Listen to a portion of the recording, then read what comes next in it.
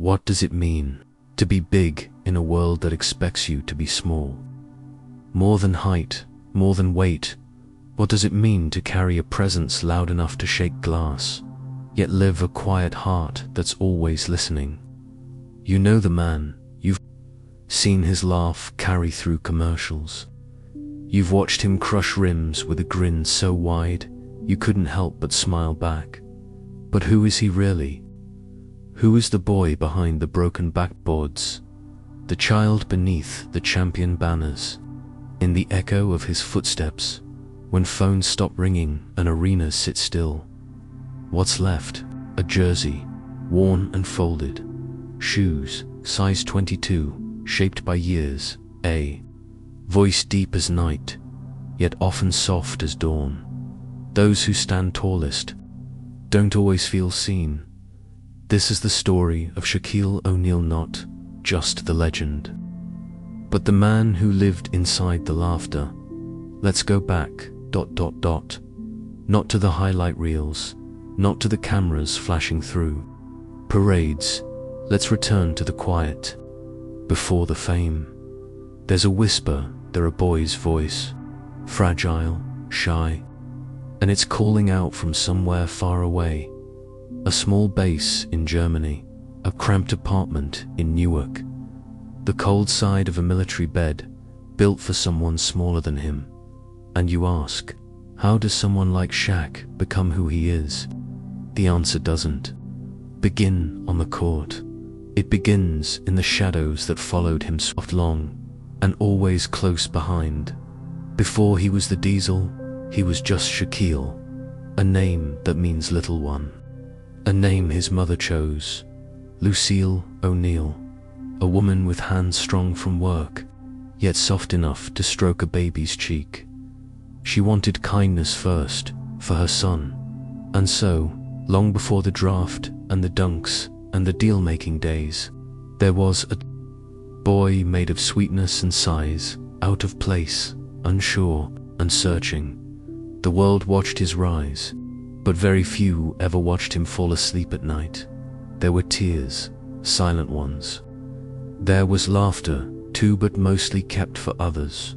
Shaquille would grow into a man known for lighting up rooms, but in childhood, he often stood in corners, curling himself smaller, shrinking his giant frame to rest a little more comfortably beside other kids who pointed, laughed, or marveled. How tall are you? Are you a giant? Can you dunk? By age 10, he'd stopped answering. By age 13, desks didn't fit anymore. Doorways became tests. Shoes arrived from catalogs, never stores. And strangers always stared. And yet, the boy still whispered dreams to himself at night. Not of fame, not of riches, just peace, kindness, somewhere to fit. But he kept showing up day after day with shoulders a little broader, voice a little deeper, arms growing longer by the season, taller, always taller. The world measured him in inches and pounds, but inside, he just wanted to feel normal and maybe, along the way, feel seen. Home was a lot of places, maybe too many. Born in Newark, New Jersey, but soon pulled far away, like waves crashing against shore too quickly.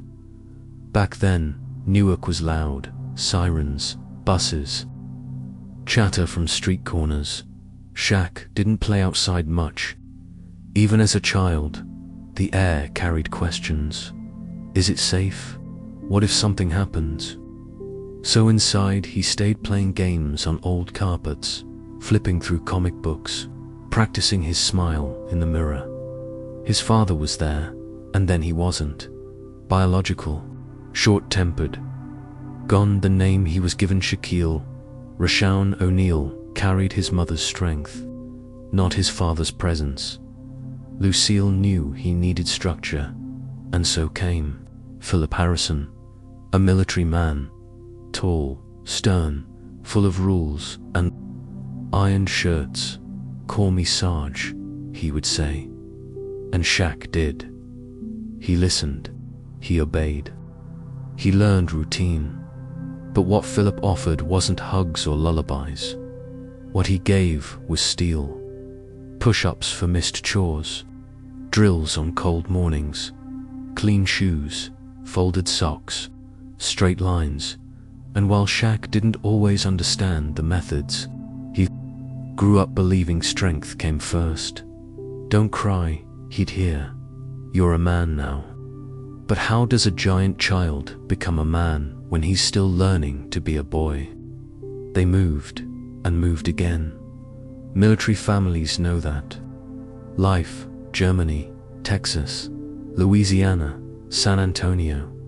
Each post like a whispered memory. Fading behind the next new schools meant new eyes staring. New whispers in lunchrooms. New desks too small. New teachers unsure of what to say to the child that towered over their heads. But some things stayed the same. Lucille, always Lucille. At every stop, she unpacked the kitchen first. She would hum gospel under her breath while stirring dinner. She held Shaq's giant hands in her own like they were tender leaves sprouting out of season. You're special, she'd say. But special doesn't mean better. It means you've got more heart to use. So he tried to love generously, tried to stay quiet when misunderstood, tried to smile past the feeling of not fitting in. And he found ways, on base, in dorms, in driveways. He found a hoop, always.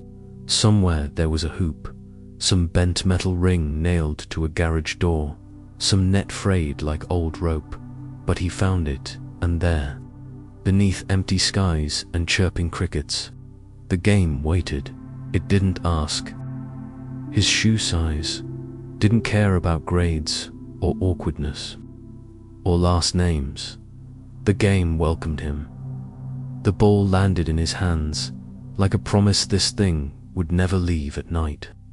When the house fell quiet, he'd sit in bed with a basketball resting beside him. Sometimes he whispered to it, telling the ball secrets he couldn't say out loud. Someday he'd say they'll like me. But for now, silence. Faint military music in the background. A clock ticking. Wind tapping at the window. Lucille would pass his room and glance in seeing that giant of a boy. Curled up like he could vanish if he tried hard enough. He never did, because the world was waiting. And Shaq, he was still learning how to speak. Not with words, but with motion, with rebounds, with broken backboards, with laughter too big for small rooms, and sighs too soft for most to ever hear. This is the quiet beginning of a man named Shaquille, the whisper before the thunder, and from here, the story of the gentle giant unfolds. He did not choose the path his feet first walked upon. It was chosen for him by orders, by duty, by names written on papers, far from home, and so, young Shaquille became a boy with no country, only a collection of places, some warm, some cold, some with languages he didn't speak, but each etched into him, like fingerprints pressed into soft clay. His earliest memories flickered like dream fragments. Newark, not its downtown skyline or neon glow, but the echo of footsteps in narrow hallways, the hum of elevators rising in old apartment buildings, and the sound of Lucille's voice calling him from the kitchen. Stew bubbling, hands always moving, love always present, even when things were tight. Newark was never quiet. Not truly it. Pulse sirens and rhythm, bus brakes, hissing. The chatter of neighbors leaning from upstairs windows. Shaq was small then, but already big for his age. Neighbors gasped at him in elevators, tapping their friends like he was some wonder on display. But one day, the page turned. Lucille packed boxes, Clothes he'd barely fit into anymore. Photos, shoes, lined up at the door like soldiers, awaiting marching orders. The reason? Philip Harrison. He came into their lives not with flowers or chocolates, but discipline. To Shaq. He was Sarge before he was anything else. Always military green, always direct. He didn't ask questions, not with words. His love, if it was love, came in the shape of order. Beds made so tight you could bounce a quarter. Shoes polished every Saturday morning. No excuses. No laziness. No mess. Sometimes Shaq yearned for softness, for words that wrapped around his heart instead of bounced off it. But Sarge believed in toughness. He believed the world wasn't waiting with welcome mats. You had to earn everything. And so they left Newark, left the noise, the familiarity. They boarded planes, one after another, until jet engines felt like lullabies. First was Germany. Shaq didn't know where it was. He learned the name like a spelling list. They lived in barrack-shaped apartments, grey, stark. The air was always crisp, even in July. Shaq heard people speak words like music he didn't understand, but he smiled anyway. Big smiles. Because if people laughed with you, they didn't have time to laugh at you. School overseas was strange. Some kids like him belonged to the military. Others were local, staring at the American boy who stood like a doorway in every classroom in phys ed. Other students fumbled lay dash-ups. Shaq touched the rim like it was a ceiling light he was turning off. The balls all felt small to him, like toys, and the gym shoes nowhere near his size. Lucille had to special order them. She saved for weeks. Once, she even sent his request to the Reebok head office, pleading with a note. "My son loves basketball, but he can't play barefoot." They arrived in brown packaging, with customs tags, and Shaq opened the box like it was Christmas, and he still believed in Santa Claus. In those early overseas months, he didn't talk much in class. He missed American cartoons, missed the sound of the streets back home, and sometimes, when it snowed quietly at night, he wondered if anyone could see him out the window, this tutal shape curled in bed, whispering poems he'd made up just to feel heard. Lucille always knew how he was. That was her gift. She sensed it when the weight was heavy, even if his shoulders didn't sag. So she'd make his favorite meals: grilled cheese cut diagonally, tomato soup, with just a pinch of salt. And she'd talk to him like he was more than a growing boy, like he had an old soul. "You're not just big, Shaquille," she'd say. "You're wise, you're different. And different isn't bad, it's just rare."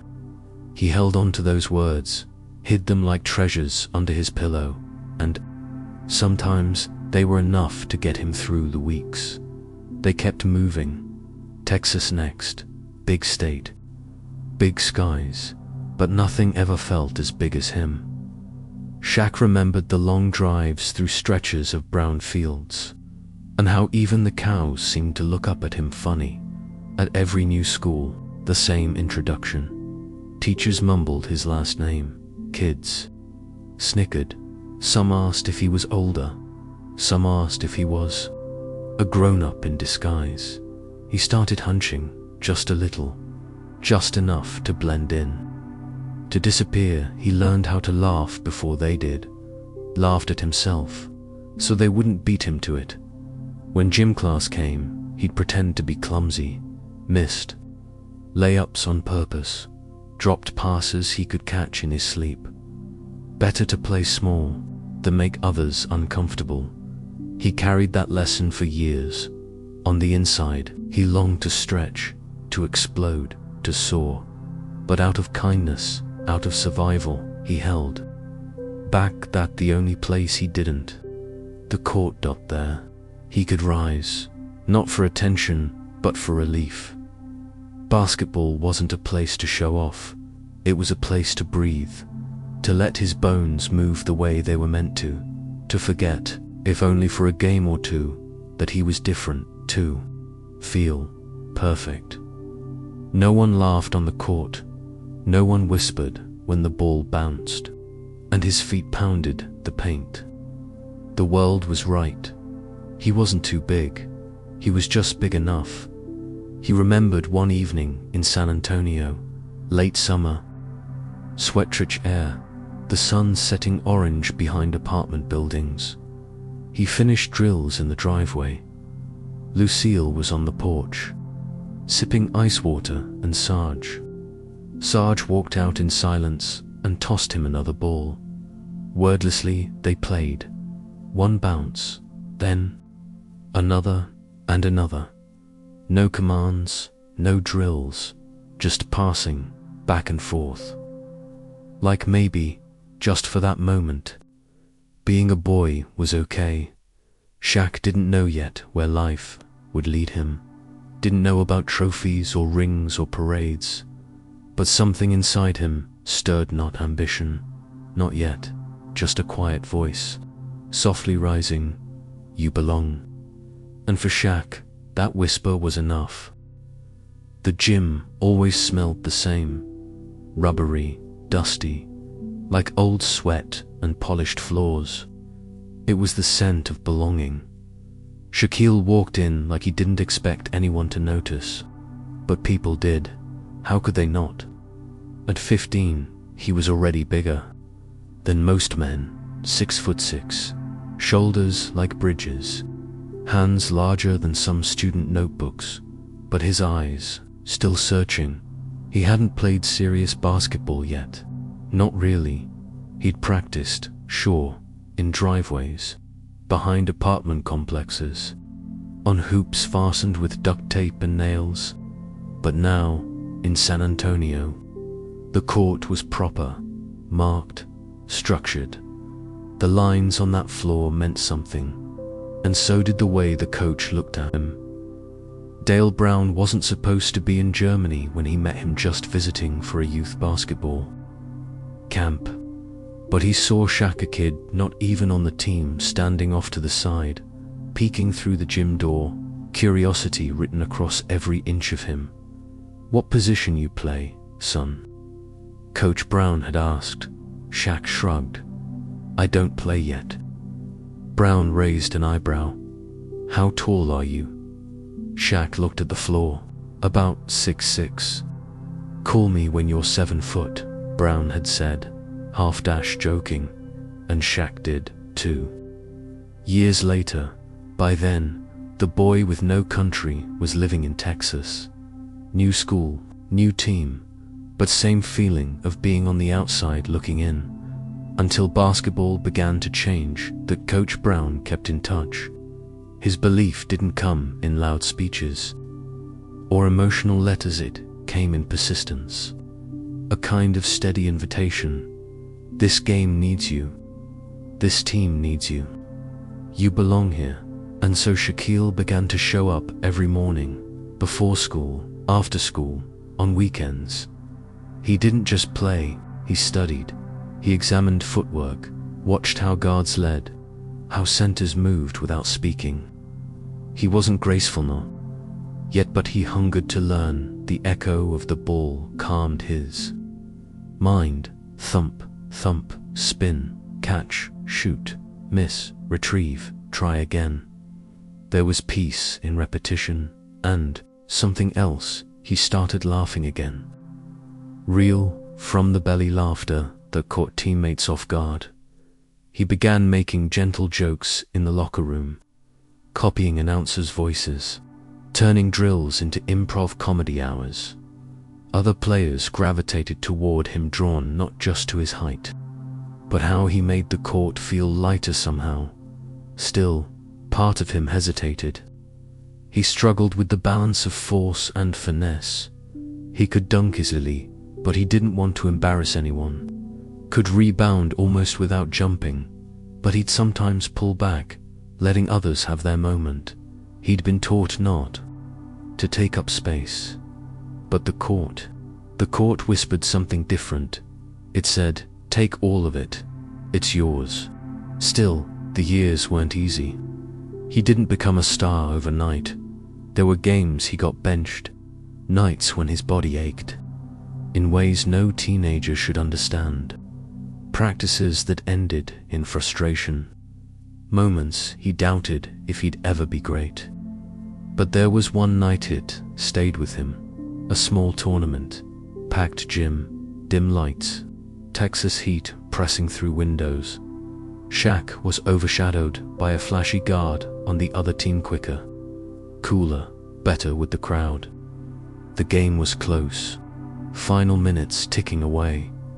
Shaq hadn't scored much, but with seconds left, the other team missed. The rebound bounced high. Shaq reached, caught it like plucking a fruit from the sky, landed, turned one dribble, and slammed it home, backboard trembling as the buzzer cried. The sound felt like thunder inside him, not loud, deep, like something had finally been acknowledged in his bones. The gym fell quiet, and then it didn't, and coach grinned, wide, like he'd known this moment was coming all along. Shaq didn't celebrate, he just stood there, breathing. Slow hands relaxed. He could no longer pretend to be small. Later that night, he sat in the locker room longer than usual. Didn't talk much. He just held the ball in his lap and stared at it, like he was seeing it for the first time again. That game helped him believe in movement, in momentum his own. The next week, scouts began to write down his name more seriously. High school games started drawing local attention. One by one, reporters called him a phenomenon. But he kept his head low. He wore quiet like a hoodie. He didn't want noise. He wanted understanding. Basketball gave him space room to be big and still belong. And with each passing game, his body grew more confident in its own skin. He learned control, balance, timing, learned that there was elegance in size. If you listened closely, he stopped holding back, stopped shrinking, that gentle boy from German. Winters began to stretch, and once he stretched, the world stretched with him, still. Even then, beneath every slam dunk, every blocked shot, there was a tender ache, the ache of wanting more than applause, wanting to be understood, wanted not just to dominate the game, but to be someone who brought others with him. He once told a teammate in the quiet after practice, "If all I do is win by bruising people, what does that say about me?" The teammate shrugged. Shaq nodded. "Then I better learn to win with grace." And so he did. In empty gyms, he practiced free throws till the echoes grew tired, watched tape until his eyes blurred, not because anyone asked him to, because something inside told him, "You've been given a gift, use it well, and soon." The questions started changing. No longer, "Who is that kid?" They started asking, "Where's he going next?" And in between practices and promise, Shaq would sometimes ride home in silence, head against the window, the city lights blinking against his skin, still dreaming, still asking himself, quietly, "How far can I go without losing who I am?" He had heard of Louisiana before, the food, the music, the way people spoke, like their sentences danced instead of walked. But when Shaquille O'Neal arrived at LSU, he didn't feel ready for the rhythm of it all. Not yet. He was nervous, big, nerves wrapped in broad shoulders and a body still learning how to move like it belonged. College wasn't a promise. It was something he had to grow into. Not just the basketball part, the people part, the life beyond the court books, dorms. The feeling of being on your own for the first time and wondering what that actually meant. He walked the campus like a question without an answer. Students looked up or was up to see him passing. Some asked for pictures, some tried to size him up, but most didn't understand how much he missed his mom's cooking, how much he still slept with the soft sound of Lucille's humming echoing in his memory. Knitted tight into the edges of every blanket, Coach Dale Brown had been waiting, believing.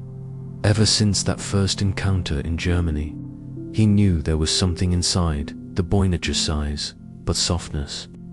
A certain kind of hunger that wasn't just for rebounds. It was for belonging, for mattering, for blooming in soil that had space. "I don't just want you to be great," Coach told him that first week. "I want you to be honest, with the game, with yourself." So that's where it began. Again, a new chapter, but the same whisper. "Can I do this?" Shaq started to push harder. No more showing up halfway. He showed up early, stayed late, went back to basics, footwork, positioning, conditioning. He wanted more than highlights. He wanted skill, mastery, a complete understanding of how his body could move in coordination, not just in power. Every dunk had to mean something.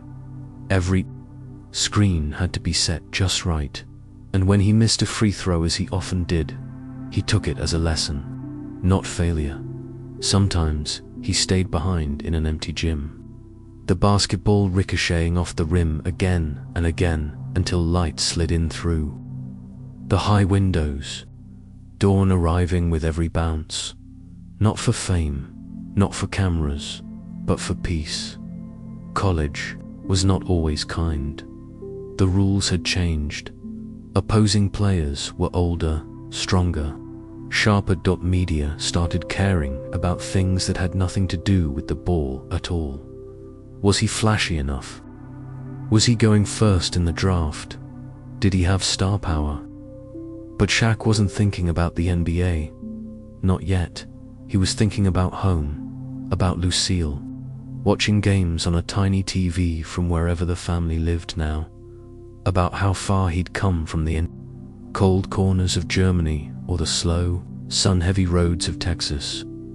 He wore LSU with pride, with love, in every photo. He stood tall not to be seen, but because, finally, he felt partly seen. He'd always believed his kindness was bigger than his size, and here, at LSU, he learned how to lead with it. He helped lift teammates, even when they doubted themselves. He cracked jokes at practice, right after blocking 5 shots. He gave interviews where he sounded thoughtful and silly in the same breath. That was the Shaq most didn't see. The one who held dorm room doors open for strangers.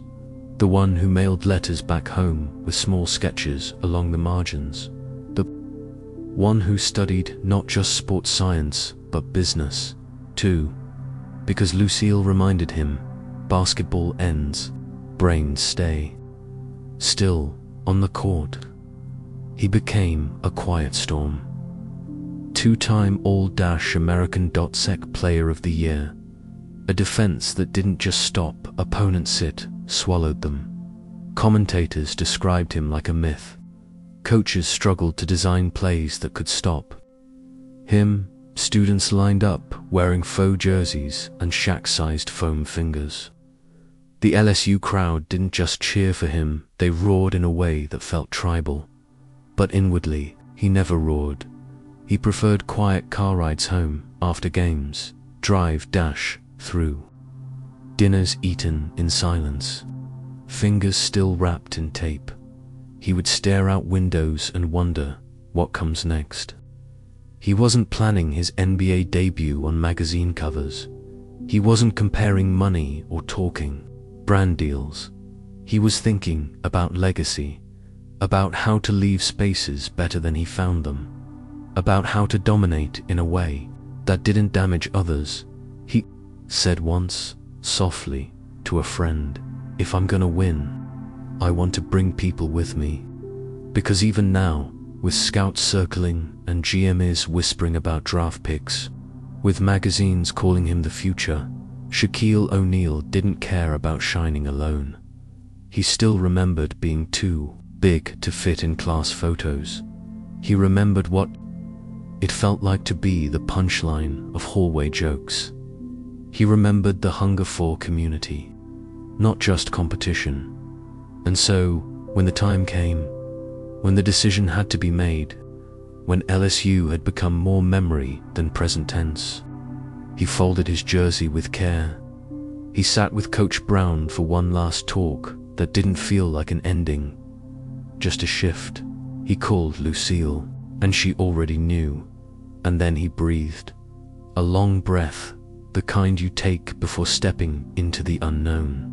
The kind that makes the body feel heavy and light at the same time. "I think I'm ready," he said. And he was, kindness intact, hands steady, dreams tall, and somewhere deep within that same whisper, sweeter now than ever before, you belong. Magic, that's what they called it, not fairy tales or fantasy, but the new Team Orlando's gift to the NBA, still glowing with youthful hope. And into that promise walked Shaquille O'Neal. He wasn't a kid anymore. He had shoulders like castle, gates, and a grin that made sports reporters lean in. Number 1 pick, 1992. Draft day buzzed like a power line too close to water. Cameras followed him. Microphones jostled. He smiled wide, but his heart beat quieter than the room would guess, because even though he'd played big games, taken interviews, practiced through pain, this was different. This was the league. This was the beginning of something permanent. Asterisk, he arrived in Orlando greeted by ad boards, flashing lights, and fans yelling his name like it was a spell. And still, he walked slowly.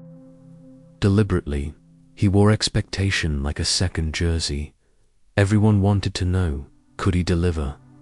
Would he last? And who was he, really, beneath the sneakers and size? Asterisk on the court. He wasted no time. The first bounce of the ball felt like a return, as though the NBA wasn't a new world, but home, claiming him back. He moved like thunder, yet often looked careful, not hesitant, but aware, like he understood the power that hummed in his bones and wanted to use it wisely. But sometimes the restraint slipped, and when it did, backboards shattered. Literally, steel snapped. Glass fell like snow. In a single moment, the world didn't just take notice, it gasped. A rookie hadn't done this. A force had. Asterisk, the headlines wrote themselves. The Diesel, Manchild, Shack Attack. His name became a chant. Crowds standing before games even began. But after the games, silence. He'd lie in hotel beds with TV light flickering across the ceiling. Shows playing, laughter canned and echoed, and inside, that whisper again, the one that asked, "Who am I when the arenas are empty?" Asterisk, early years with the Magic were electric. Always wins. Not always easy, but powerful. He wasn't alone. There was another spark, Anthony, Penny Hardaway. Together, they lit up the court like two sides of a coin flipping midair. Shaq's force, Penny's finesse. He once called it harmony, and it looked that way, like music played through hardwood. They ran fast breaks like poetry, passed like instinct, danced through defenses. The Magic weren't just a team, they were a symphony. Asterisk, but symphonies aren't made to last forever. Cracks appeared, small at first, losses that shouldn't have happened. Doubts whispered in corners. They fought hard in '95, made the finals, but Hakeem Olajuwon waited. Houston burned through them for straight losses. Shaq took it personally, He didn't blame teammates, not aloud, but the hunger grew heavier. He knew what greatness required now, and greatness, he realized, wasn't just talent, it was timing, patience, leadership, and trust. Asterisk and trust. That started fraying. Management made decisions without warning. Negotiations turned cold. He wanted support. They asked for numbers, salary debates, spilled into headlines, the kind of drama that drowns teams from the inside. Fans, some of them, turned dot, called him greedy. He read the comments in paper margins, sharp like stones. But Shaq had never chased fame for money. He'd chased it for meaning, for proof. He could carry greatness with grace. Now, it felt like he was chasing wind. Asterisk, the magic spark dimmed, and so did his spirit, briefly. Shaq smiled in press. Conferences still made jokes, still signed sneakers and hugged fans. But late at night, he'd put ice on his knees and stare into hotel mirrors, wondering if he was becoming something he didn't recognize. He called Lucille after hard games, said little. She said less, just listened. That helped, always did. Asterisk, he and Penny. Something shifted. 2 stars sometimes shine too bright in one room. There were injuries, miscommunications, different ideas of what came next. They were brothers, and like all brothers, they rose and drifted again and again. Shaq didn't blame. Him didn't want to, but he couldn't deny the tension. Where there once was flow, now there was friction. Asterisk, Orlando, the franchise, hesitated. Shaq didn't. He knew he had more to give, more to prove. The question was, where? And more importantly, with the next place, let him grow into not just a player, but a legacy. He packed up quietly, no parade, no farewell handshake long enough to explain a whole chapter. Sometimes goodbye just happens, and sometimes it's the very thing that lets you begin again. When he landed in Los Angeles, the sky was the same clear blue he'd seen in magazines. Tall palms swayed like they were waving him in. This was Hollywood. This was lights, lenses, and a city sculpted to stare. Shaquille knew what it meant to arrive. Here, this wasn't just a new team. It was legacy. This was banners in the rafters, lights flooding from above, names stitched deep into gold and purple dot. Magic had played here. Kareem, Wilt, giants, who didn't just play the game, they changed it. And now, it was Shaq's turn. He stepped off the plane, not as a rookie, not even as a rising star, but as a man in transition, looking for a city that understood his size, his ambition, and maybe his heart. He chose the Lakers not for the beaches or the awards. He chose them because they felt like destiny. The stage was already built. He brought the raw. The media followed him like shadows. Everywhere he went there were cameras, questions, flashes. What are your goals, Shaq?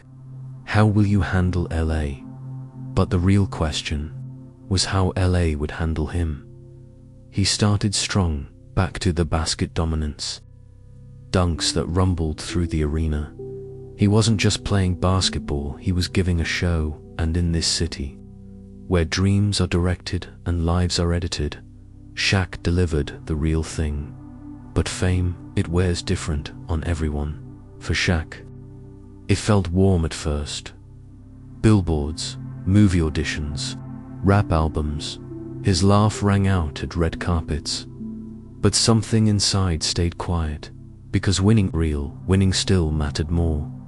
He didn't just want the spotlight. He wanted a ring, and to get it, he couldn't do it alone. Enter a kid named Kobe, 18 years old, jaw set like granite, eyes sharp with focus. He wasn't playful, not the way Shaq was. While Shaq cracked jokes in the locker room, Kobe stayed late, practicing in silence. At first it was simple, veteran and rookie, big brother, younger brother. But as the years turned, the dynamics shifted. Together, they were dangerous. A duo like few had ever seen. Shaq would bulldoze defenders in the paint. Kobe would glide past them like vapor. Opponents didn't just face one star, they faced a storm. Their first few seasons simmered. Playoff disappointments, injuries, frustration. But then came Phil. Phil Jackson arrived with championship rings and a calm that couldn't be shaken. He saw what others feared: two stars, different as fire and ice. He didn't try to change them. He let them exist, taught them how to circle one another, build from their tension. "This isn't about liking each other," he said once. "It's about learning to win together." And so they did. The year 2000, a season that felt like flight. Shaq, unstoppable. MVP, dominant in ways the league hadn't seen since Chamberlain. Kobe, clutch, creative, cold, blooded. Together, they led the Lakers through rivals, doubters, and doubt. The championship came with steam. The streets of Los Angeles lit up that night, fans pouring into sidewalks, waving flags, shouting into the dark. And in the spotlight, a giant grinning wide hands to the sky. You'd think that joy cured everything, but inside, the fire wasn't done burning. They won again, 2001, and again, 2002. 3 straight, a dynasty born not of ease but of friction. The media loved it. Shaq and Kobe, the storm inside the sun. They fought in practice, passed each other cold glances on the bench, took jabs in interviews. It wasn't hate. It was more complicated. Shaq wanted laughter, gratitude, equal credit. Kobe wanted perfection, obsession, uncompromising, excellence in between. 1,000 small silences, and yet, when the game tipped off, they turned into rhythm, like thunder finding time with lightning. Shaq's strength, Kobe's calculation. They didn't talk much about it, but they felt it, like music that only they could play. Still, nothing gold stays by 2003. Cracks widened. Kobe wanted to lead. Shaq wasn't ready to step aside. Phil, ever the strategist, kept them moving. But time wore thin. Injuries, rumors, exhaustion, and then 2004 finals. Detroit exposed every weakness. Every miscommunication. The dynasty bent, then broke. Even the parades couldn't glue it back together. In the locker room, smiles sagged. In press conferences, words turned sharp, and in back offices, decisions were made. Shaq was traded, no press tour, no tribute video, just a number, retired once he left. He didn't complain, not loudly. He gathered his things, hugged the trainers, shook Phil's hand quietly. Los Angeles had given him glory and taken something too, but in the end, he left with rings and memories laced with both thunder and ache, because even giants have limits, even dynasties have farewells. But no matter what followed, that stretch in Los Angeles would always be something holy, a place where the show wasn't just big, it was unforgettable. The court didn't feel the same anymore. It was slower, not the game. Shaquille. His knees told quieter stories now, his back pressed against every morning, like it weighed more than it once did. He had left Los Angeles behind. The trophies stayed. The noise faded, but not the fire. He went to Miami because he wasn't done, not by a long shot. The Heat weren't just another team, they were possibility, and just as before, he brought the same shoulders, the same grin, but a new kind of hunger, not for attention, but for peace, for closure, for one more chance to rise. Without noise behind him, Dwayne Wade wasn't Kobe. He was quieter in his rise, but fiercely. Talented Shaq respected that, and Wade respected Shaq. They weren't brothers by friction, they were partners by rhythm. Something about it just worked. Old dog, young Flash, together they went hunting. 2006, they made it to the finals. And this time, Shaquille was not the biggest name on the floor, but he didn't mind. He passed the ball more, picked his moments, watched Wade soar, and in doing so, he saw something new. Legacy wasn't about doing it all. It was about knowing when to lift others higher. They won Shaq's 4th championship, more subdued than the others, still filled with light, but softer, more inward. No parade could capture what it meant to him. No confetti could explain the stillness of that moment. He went home to Lucille. They sat on the porch. The trophy wasn't there, just them. She didn't talk about points or performance. She talked about grace, how proud she was, not of the score but of how he carried himself through it. He smiled. They sipped tea under a quiet sun, and for once, he felt still. But time doesn't slow just because we feel peaceful. It moved forward, faster than he expected. The body followed, but more reluctantly.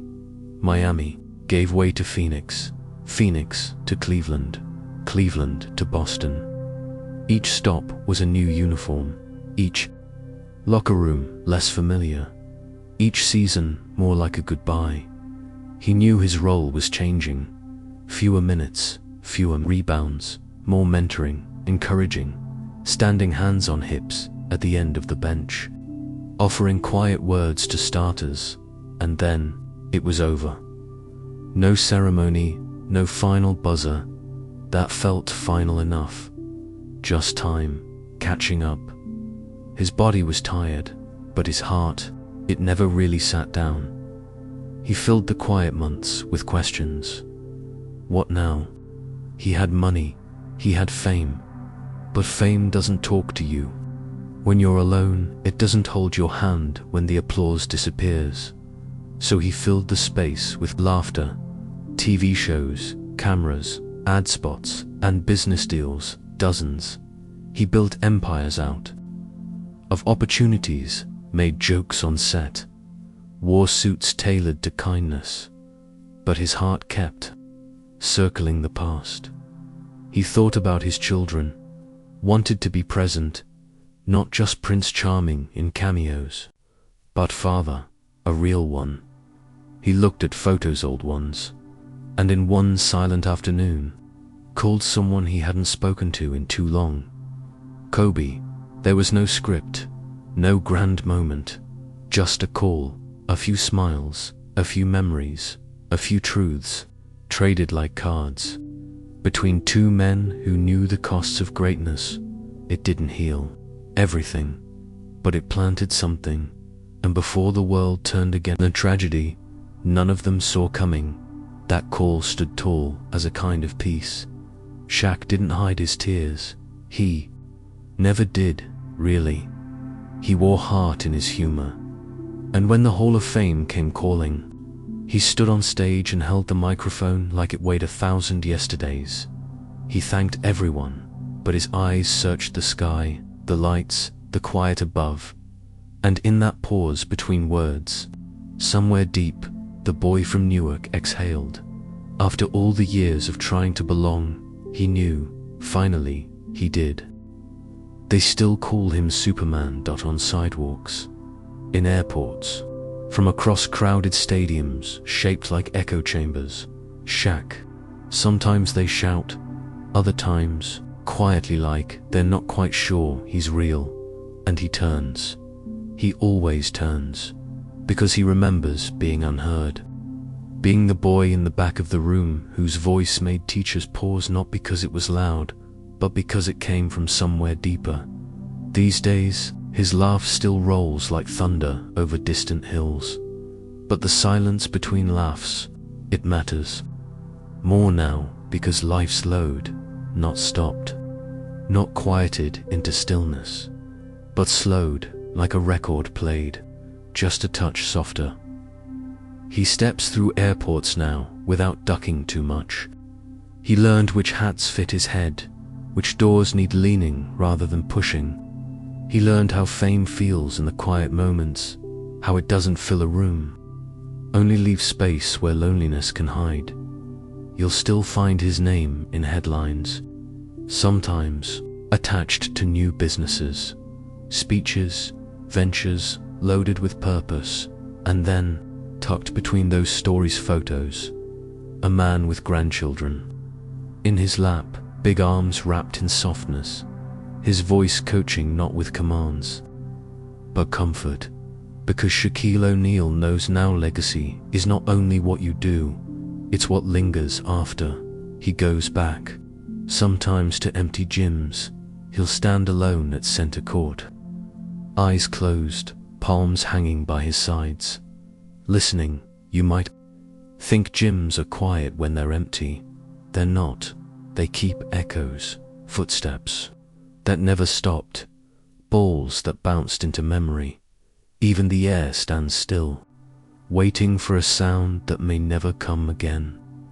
He hears it all, coaches, barking routines, Lucille humming over a pot of stew, Sarge's voice, measuring discipline, and laughter, so much laughter, the kind that pulled people close, made them feel less alone. He was always good at that. People think dominance is being bigger. No, dominance is being able to notice, to center others, even when the spotlight finds only you. Shaq had spotlights many. He wore them even when they burned, but beneath them he carried stories. Not all of them were told, and some were never meant to be. There's a moment he never speaks of directly. A night after the third championship with the Lakers. No cameras, no parade, just him. Alone in the dark, feet in a hotel pool, suit still on, holding the trophy like it might float. He whispered to it something small, secret. He once said, everything he won was for the kid who couldn't find shoes, for the boy who slept beside a basketball, because it was the only thing that didn't ask him to be smaller. He doesn't crumble under memories anymore. He carries them, a backpack of echoes, of fans, of teammates, of wishes unspoken and fulfilled. His body may ache, old game tape may feel like someone else's highlight, but when the lights are off and the night is still, he dreams. Sometimes he dreams of driveways, of Lucille's song through window screens, of the first time a rebound snapped clean into his hands, and he thought, I might be okay. He is. The world sees Shaquille O'Neal, champion, a hall of famer, an empire wrapped in sneakers, but somewhere inside still lives the boy who asked, do I belong? The answer, loud and sure as a slam through glass, yes, yes you do. These days, he teaches others more than game stats.